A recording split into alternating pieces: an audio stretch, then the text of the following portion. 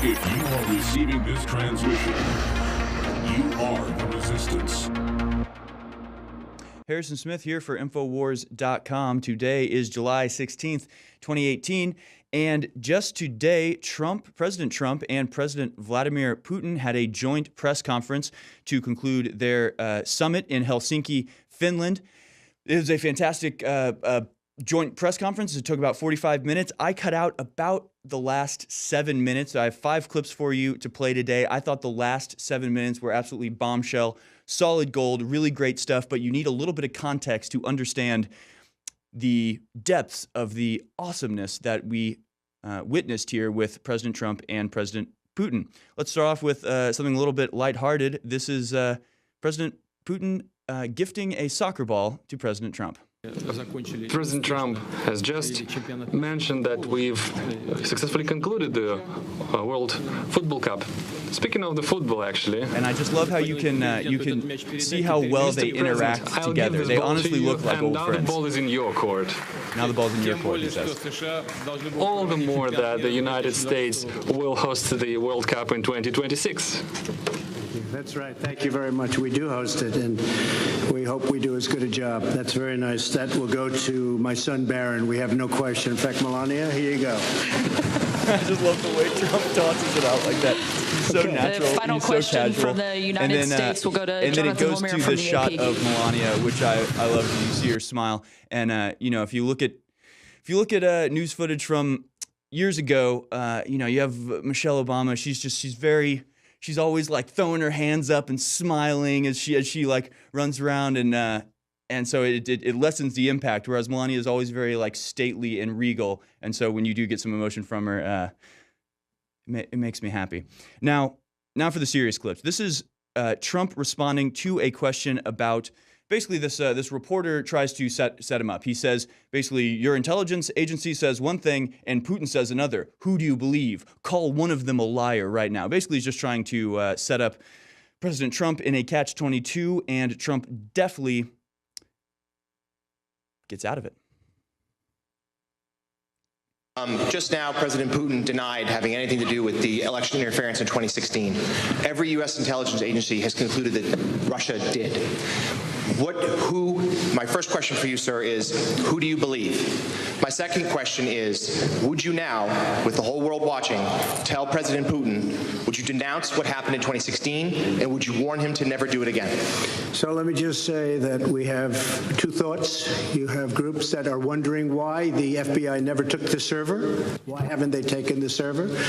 Why was the FBI told to leave the office of the Democratic National Committee? I've been wondering that. I've been asking that for months and months, and I've been tweeting it out and calling it out on social media.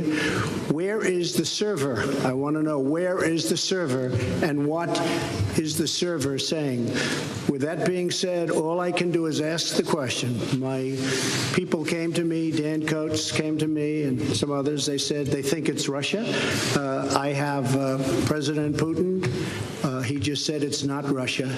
I will say this. I don't see any reason why it would be, but I really do want to see the server. But I have confidence in both parties. I really believe that this will probably go on for a while, but I don't think it can go on without finding out what happened to the server. What happened to the servers of the Pakistani gentlemen that worked on the DNC? Where are the servers? They're missing. Where are they? What happened to Hillary Clinton's emails? 33,000 emails gone, just gone. Gone, just gone. I love that clip. In Russia, they wouldn't be gone so easily. I think it's a disgrace that we can't get Hillary Clinton's 33,000 emails. So I have great confidence in my intelligence people, but I will tell you that President Putin was extremely strong and powerful in his denial today. And what he did is an incredible offer. He offered to have the people working on the case come and work with their investigators with respect to the 12 people. I think that's an incredible offer. Okay, thank you. There you go. So 4 points that President Trump made. First of all, he refused to play the game. He refused to, this reporter is literally saying they're trying to create friction between 2 of the world's most powerful countries, the 2 polar superpowers in the world. And he's sitting there trying to say, Mr. President Trump, will you denounce Russia? Will you instigate conflict between Russia right now for my benefit, so I'll stop accusing you of being his puppet? Essentially, that's what he's asking. And President Trump, so first of all, President Trump very deftly basically says, hey, I trust my intelligence agency, I trust Putin, but in the balance, the intelligence agency has not showed any proof yet. So how am I going to side with them if they haven't seen any proof? Once I see proof, then I'll be able to make up a decision. That's what he says. Secondly, he says that he brings up the Awan brothers. He brings up the Pakistani gentlemen and their server, pointing out the incredible lack of security and a potential blackmailing scheme, or who knows what sort of scheme going on within the DNC and the Democratic Party as a whole. Bring up the Awan brothers. That's great to hear that Trump is still on that case. Then he brings up Hillary's 33,000 emails, which I thought was just absolutely fantastic, because essentially what he's saying there, if you remember back in the election, one of the main things that started this whole Russia collusion hacking conspiracy theory was Trump standing up and going, where are the 33,000 emails? Maybe Russia has them. Hey, if Russia has them, we'd love to get them. And that was like, oh, he's signaling to Russia. Oh, he's telling Russia what to do. Oh, he's a puppet of Russia. Well, that was back when he was campaigning. Now he's president, standing next to Vladimir Putin, essentially saying the same thing, essentially saying exactly the same thing. Where are the 33,000 emails? Hey, I wish we had them. Russia probably has them, or at least that wouldn't happen in Russia. So that's the third point. And then the fourth point is that Putin offered to actually let the FBI come and investigate the people, the Russian nationals who they indicted in relation to this collusion. So, he's basically saying, I'm not going to extradite my citizens, even employees of the government. I'm not going to extradite them to the United States. That's ridiculous. However, we do have an international commitment to try to work on stuff like this. So if you want to send a working team over, I will help them, give them access, and help them investigate this accusation here in Russia, which, as President Trump points out, is a very generous offer. Everybody should be happy with that. I can't see how anybody could say that that would be a bad thing. Now, this next clip, this is Putin responding to that very same question. Let's go to that clip now. Yes, please. I'd like to add something to this. After all, I was an intelligence officer myself. And I do know how dossiers are made up. All right, can you pause right there? Just a second.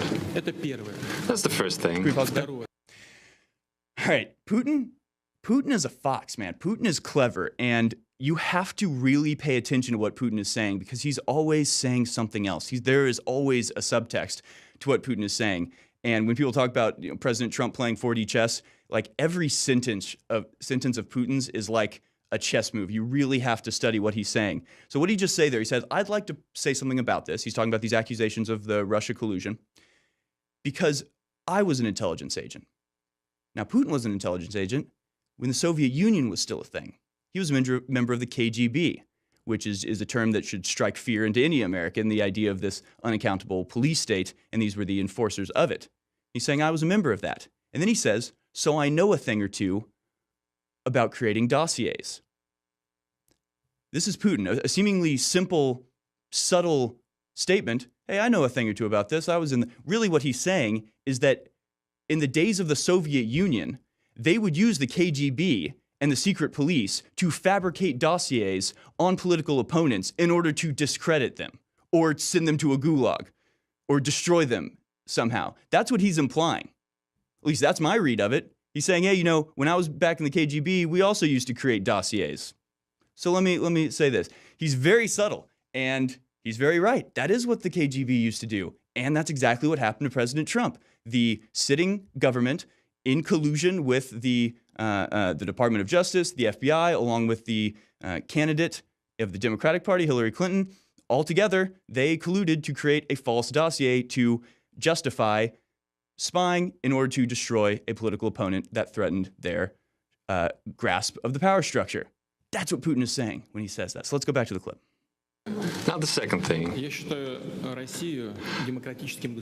I believe that Russia is a democratic state, and I hope you're not denying this right to your own country. You're not denying that United States is a democracy. Do you believe United States is a democracy?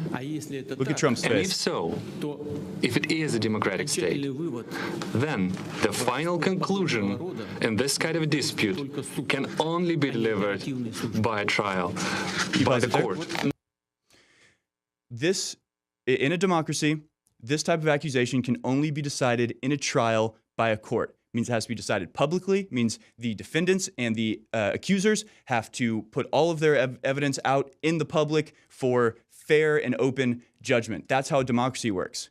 He is pointing out that the way that our system is now working is like a Soviet Union, is like a banana republic. It is not open, it is not fair, it is not a grand jury or anything even close to that. It's secret, backdoor, behind the scenes agreements with the law enforcement deciding who is and is not guilty. That is not democratic. That is totalitarian.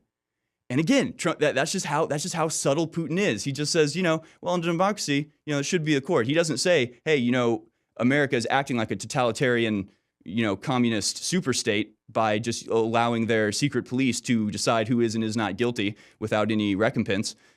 He doesn't come out and say that, but that is what he's saying. And he emphasizes it here by saying it's not up to the executive, by which he means the people who are there to enforce the law. It's not up to them to decide who's guilty and who isn't. Let's go back to the clip. Not by the executive, by the law enforcement. For instance, the Concord company that was brought up is being accused. It's being accused of interference. But this company does not constitute the Russian state. It does not represent the Russian state. And I brought several examples before. Well, you have a lot of individuals in the United States. Take George Soros, for instance, with multi-billion capitals, but does it make him his position, his posture, the posture of the United States? No, it does not. Well, it's the same case. There is the issue of trying a case in the court, and the final say is for the court to deliver. We are now talking about the private, the individuals, and not about particular states. And as far as the most recent allegation is concerned about the Russian intelligence officers, we do have an intergovernmental treaty. Please do send us the request. We will analyze it properly and we'll send a formal response. And as I said, we can extend this cooperation, but we should do it on a reciprocal basis, because we would await our Russian counterparts to provide us access to the persons of interest for us, whom we believe can have something to do with the intelligence services. Let's discuss the specific issues and not use the Russia and the U.S. relationship as a loose change for this internal political struggle. I love that last clip, that last little statement of him. Let's not use the international relationship between Russia and America as loose change for an internal political struggle. And that's exactly what's happening. Essentially, the internal conflict between the deep state and the patriots, between the Democratic and Republican Party, that struggle is really the conflict. And essentially, the Democrats, the liberals, the deep state are trying to pull Russia in, basically trying to accuse them of creating this strife, basically messing up international peace, putting that at jeopardy, just basically to score some internal political points. He's pointing out how dangerous that is. He's a very subtle guy. Anybody notice he pointed out George Soros there?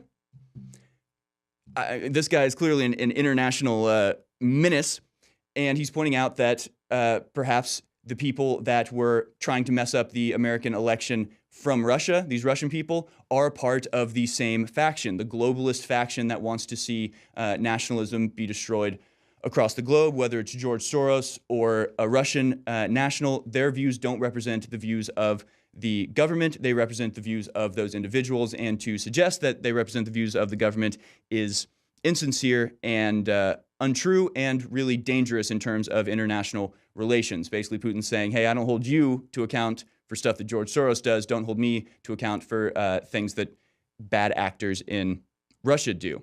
Another great point, and I just love hearing George Soros's name brought up like that. I doubt he enjoys hearing his name brought up coming out of Putin's mouth. And then, yeah, I love the loose change for the political struggle. That's exactly what this is being treated as. Oh, and then he mentions that America has a treaty. This is another thing that Putin is really good at, that Russia is constantly harping on, is this idea of following international law and sticking to pre-agreed treaties. America, the American press, is constantly acting as though Russia is this rogue state doing all of these crazy things, and Russia is constantly pointing out, hey, I'm in Syria because President Bashar al-Assad asked me to be in Syria. Therefore, I have a legal right to be. Therefore, I'm not breaking international laws by helping out Syria. Whereas, what is America doing?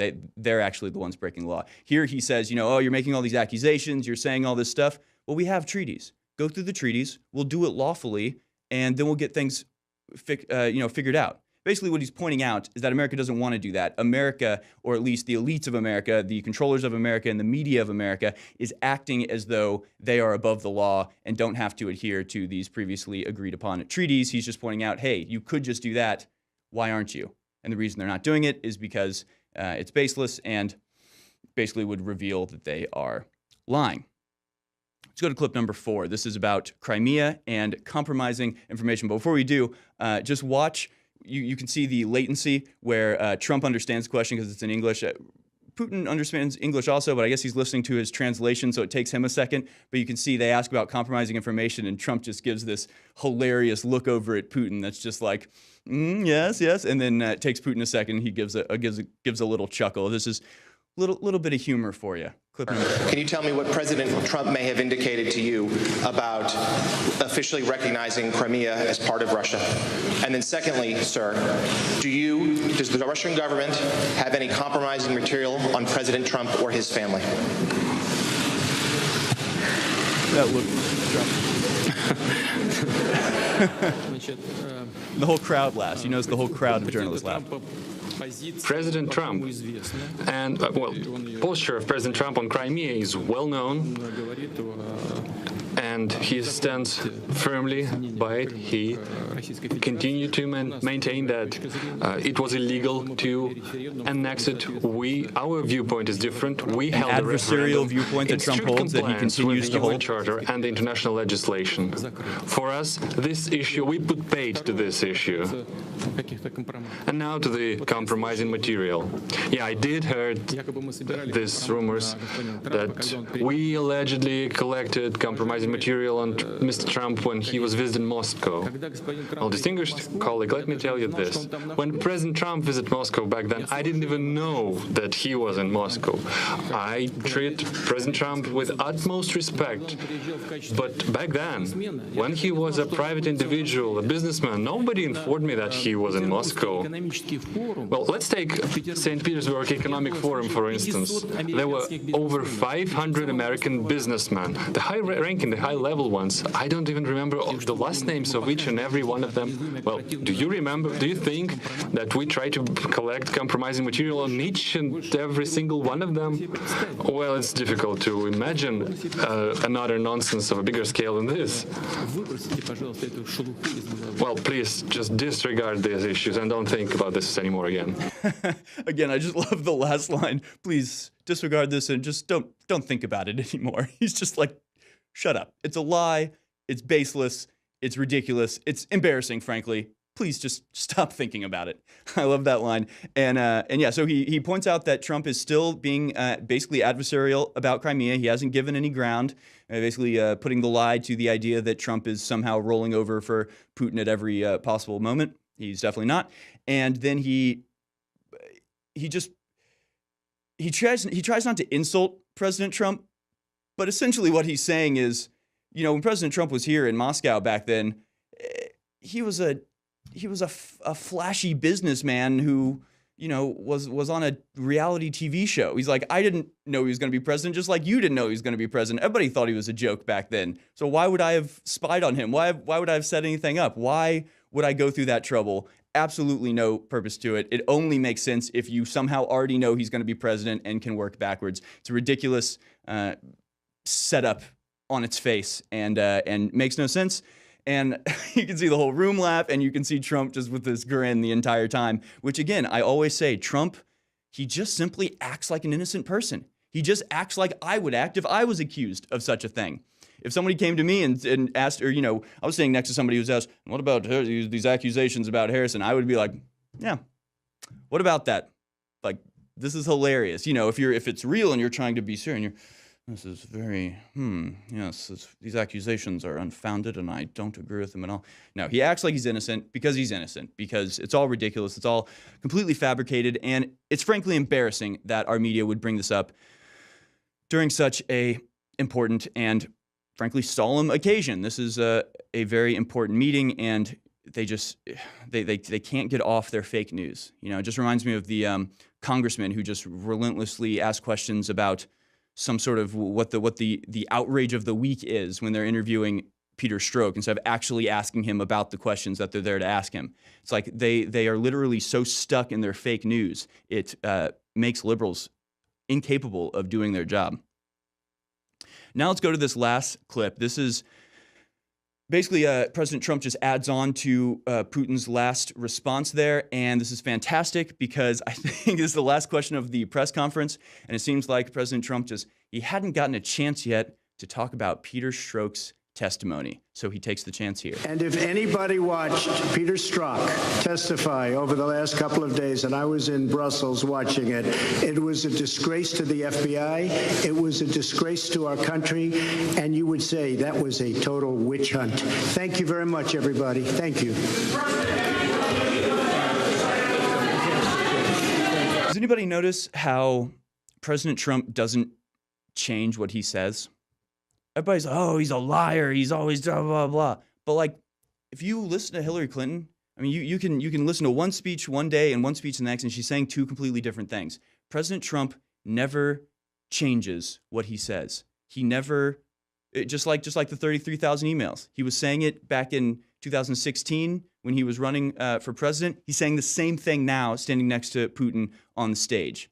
Because he's an honest guy, because he's speaking his mind, because he's not controlled, because he's not saying what he thinks he needs to say to achieve a certain objective. He's saying what he needs to say for the truth to come out. Same way, he's saying this is a disgrace. It's a disgrace to the FBI. It's a disgrace to the country. It's a total witch hunt. He's never changed on that. It was, with real corrupt people, it changes. This is a total witch hunt. And then something gets found out, and then it's, this was unfair that I was saddled with this, and then it was, okay, I did it, but really the only reason I'm being punished is because my political enemies, blah, blah, blah. That's what happens when you're dishonest. That's what happens when you're lying. That's what happens when you're trying to cover up for something, and the truth is eking out a little bit at a time, as generally happens with things such as Hillary Clinton's email investigation or the DNC corruption, where they basically stomped on Bernie Sanders, stuck him in the mud, and allowed Hillary Clinton, the corporate drone, to take the lead. When it's revealed what's happening, they have to change their story. President Trump never changes his story. It's always been a witch hunt. It's always been a disgrace what's happening to the FBI, and Russia has always been America's friend. So that was the last little chunk of the press conference. It was my favorite part. Solid gold as far as I'm concerned. I'm so happy that President Trump is up there just looking casual and happy, and like he has a very good friend in President Putin, because there is a lot of very dangerous stuff going on in the world right now, and we need these sorts of friendships between world leaders to enable us to handle these large-scale conflicts that we have going on. Thank God, thank the American people that Hillary Clinton is not up there embarrassing us and fracturing these international ties that we have, which she would have done far more so than President Trump ever has, no matter what he says about NATO. He's right about that, and Hillary Clinton is wrong about just about everything. So thank God we have President Trump in the office, up there fighting for America, but keeping the peace worldwide. At this rate, it's President Trump is the one who owned Miss America, right? And what do they always say when they say, well, if you had one wish? They always say world peace. President Trump was sitting in the audience thinking, one day, maybe I'll give it to him. It's good. It's It's good to see. It's wonderful. There are more clips. Stay tuned. Stay tuned to the Infowars YouTube channel and Infowars.com for more highlights from the meeting, the summit, as well as breakdowns as to the fallout of the meeting between these two titans of politics, these two populist champions, President Putin and President Trump. For Infowars.com, this has been Harrison Smith.